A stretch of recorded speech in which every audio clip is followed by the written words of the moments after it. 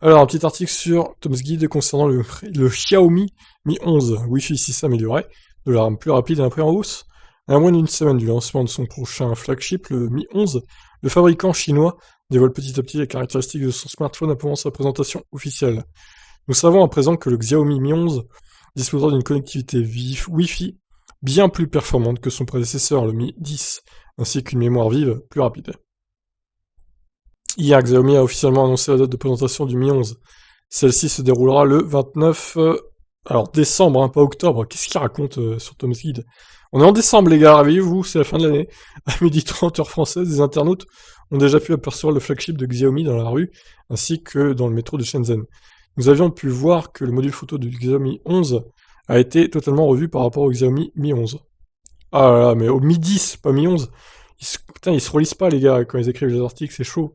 En effet, le téléphone ne disposerait plus que de 3 caméras au lieu de 4. D'après Xiaomi, le téléphone disposera d'un Wi-Fi 6 amélioré qui permet un débit maximal de 3,5 Go par seconde, une première dans un smartphone. De plus, la RAM LDDR5 du Mi 11 verra également sa fréquence augmenter à 6400 ms contre 5500 pour le Mi 10.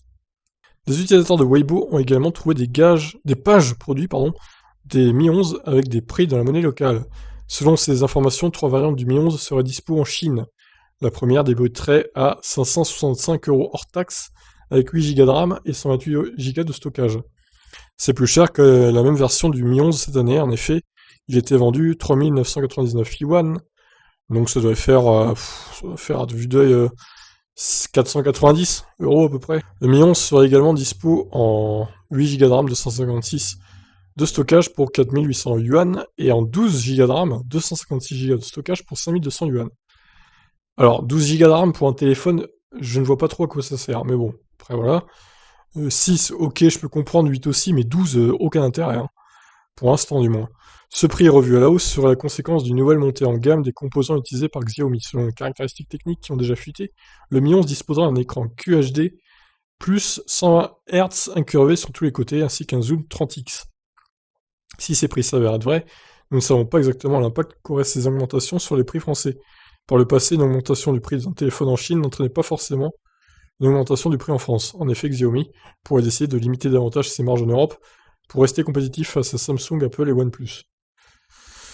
Voilà, bon bah écoutez, le Mi 10 débutait à 800 € en France. Donc ouais, ça devrait être... Alors hors taxe, bah écoutez, on va calculer ça, tout simplement. 565 multiplié par la TVA française. Bah du coup, ouais, c'est pas si mal. Ça fait même pas 700 balles avec la taxe française, du coup. Bon, évidemment, ils vont se prendre leur marge, donc tu rajoutes 100 €. Ouais, on va être dans les prix du midi, ça, hein, je pense que ça devrait pas changer énormément pour le coup.